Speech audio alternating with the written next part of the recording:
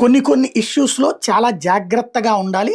ఆ జాగ్రత్తని ఇప్పుడు పాటించకపోతే కష్టం. అంటే ప్రకృతి అనేటటువంటిది మనకి ఒక సందేశాన్ని ఇస్తుంటుంది. అది మనకి సంబంధించి ఎప్పటికప్పుడు అలర్ట్ కావాలి. ఇప్పుడు ప్రభుత్వం వాస్తవంగా అంత అద్భుతంగా ఉందని ఈ ఏడాదికి సంబంధించి చెప్పుకొచ్చింది. అయితే పబ్లిక్ అలా ఫీల్ అవుతున్నారా? లేదా? అన్నటువంటిది ఇక్కడ ప్రశ్న. దానికి సంబంధించి తాజాగా జరుగుతున్నటువంటి పరిణామం ఏంటి?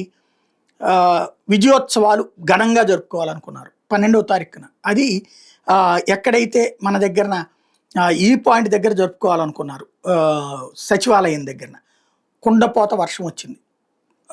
బిగినయింది. 11వ తారీఖునే బిగినయిపోయింది. దాంతో అది ఆగిపోయారు. రెండోది విజయవాడలో పెట్టాలనుకున్నారు. అక్కడ ఒక హాల్‌ని కూడా ప్రిఫర్ చేశారు. ఓకే చేసుకున్నారు.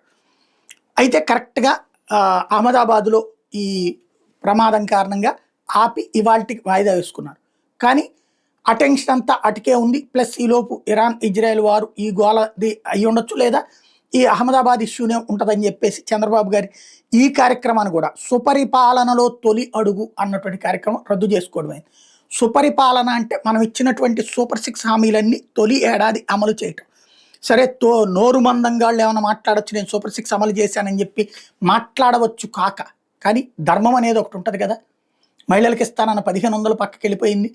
50 ఏళ్లకు పెన్షన్ పక్కకి వెళ్ళిపోయింది. నిరుద్యోగ భృతి పక్కకి వెళ్ళిపోయింది.